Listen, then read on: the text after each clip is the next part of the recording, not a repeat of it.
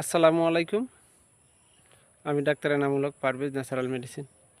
আমার চেম্বার হচ্ছে Marjan medicine corner, চৌরাস্তার মোড়, ডাক বাংলা সড়ক, লালমোহনগোলা।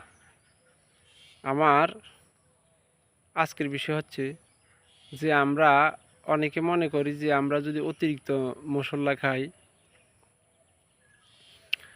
গ্যাস, ইনডাইজেশন, ব্লোডিং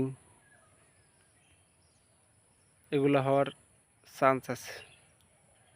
আসলে দেখেন, আমরা যে খাবারটা খাই খাবারটা থাকে অর্গানিক।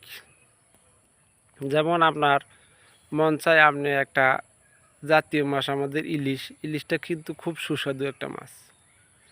এই ইলিশ মাছটারে আমরা রান্না করি কি, দেখা গেল ইলিশ মাছে ওমেগা 3 ফ্যাটি অ্যাসিড আসে, যেটা আমরা যদি রান্না করি খাই তাহলে আমাদের ওমেগা 3 ফ্যাটি অ্যাসিডটা নষ্ট হয় না।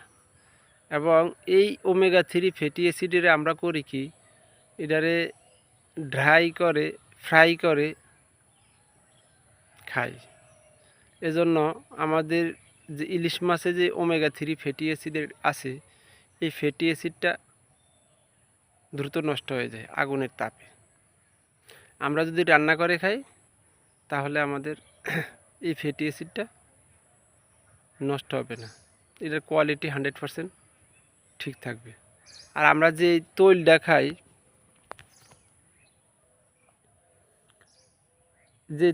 এটা তো আসলে কোনো তৈল না। যেমন সয়াবিন তেল কর্ন, এক্সট্রা ভার্জিন সয়াবিন তেল, Fortune oil, rice bran, sunflower oil, এগুলারে হাই হিট করে এগুলারে অক্সিডাইজ করে।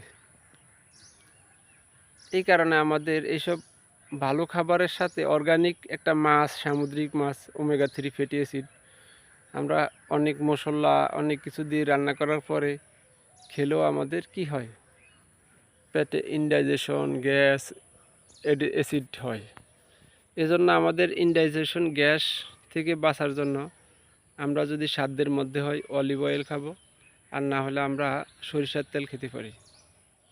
আর এই সরিষার তেল যদি খাই তাহলে আমাদের পেটে ইনডাইজেশন, গ্যাস, ব্লোডিং এগুলো হওয়ার চান্স থাকবে না। আর আমরা যে মশলার কথা বলছি, যে মশলাতে আসলে গ্যাস হয়, আসলে কিন্তু মশলাতে কোনো গ্যাস হয় না। যেমন আপনার রসুনটা একটা অ্যান্টিবায়োটিক, আদাটা একটা অ্যান্টিবায়োটিক, লংটা একটা অ্যান্টিবায়োটিক, গোলমরিচটা একটা অ্যান্টিবায়োটিক। আমরা যদি এগুলো পর্যাপ্ত দিয়ে রান্না করি খাই তাহলে আমাদের পেটে ইনডাইজেশন, গ্যাস এগুলো হবে না। কারণ এগুলো প্রত্যেকটা জিনিস মানুষের শরীরের উপকারের জন্য আছে, ক্ষতির জন্য না। দারচিনিটা একটা অ্যান্টিবায়োটিক। এই জন্য আমরা যে তৈলটা খাই, এই তৈলটারে আমরা চেঞ্জ করতে হবে। এবং আমরা যে খাবারটা খাই, যেমন যে মাছটা আমরা অর্গানিক বাজার থেকে এত দাম দিয়ে কিনে আনলাম, কিন্তু দেখা যায় আমরা মাছটারে ড্রাই ফ্রাই করে যদি না খেয়ে আমরা রান্না করে খাই এবং পর্যাপ্ত মশলা দিই, তাহলে আমাদের গ্যাস হওয়ার চান্স থাকবে না। এবং আমরা তেলটার একটু চেঞ্জ করতে হবে। যেমন আমরা তেলটা যদি সাধ্যের মধ্যে হয় আমরা অলিভ অয়েল খাবো, আর না হলে আমরা অ্যাভেলেবেল ঘানিতে ভাঙানো সরিষার তেল খাবো, এবং আমরা নারকেল তেলটাও খেতে পারি। তাহলে আমাদের পেটে গ্যাস, ইনডাইজেশন, ব্লোডিং এগুলো হওয়ার আর চান্স থাকবে না। কারণ আদা একটা ন্যাচারাল অ্যান্টিবায়োটিক, রসুনটা একটা ন্যাচারাল অ্যান্টিবায়োটিক, পেঁয়াজটা একটা ন্যাচারাল অ্যান্টিবায়োটিক, আপনার লং কর্ন এটা একটা ন্যাচারাল অ্যান্টিবায়োটিক, দারচিনি এটা একটা ন্যাচারাল অ্যান্টিবায়োটিক। এগুলো প্রত্যেকটা মানুষের উপকারের জন্য আল্লাহ তৈরি করছে। এগুলো জিনিসগুলো আমাদের গ্যাস, ইনডাইজেশন, ব্লোডিং এগুলো হওয়ার কোনো চান্স নাই। তো এই জন্য আমরা করতে হবে কি, তৈলটা একটু চেঞ্জ করতে হবে। আর মাছটারে আমরা ড্রাই ফ্রাই করে যদি না খাই তাহলে আমাদের পেটে ইনডাইজেশন, গ্যাস, ব্লোডিং হওয়ার চান্স থাকবে না।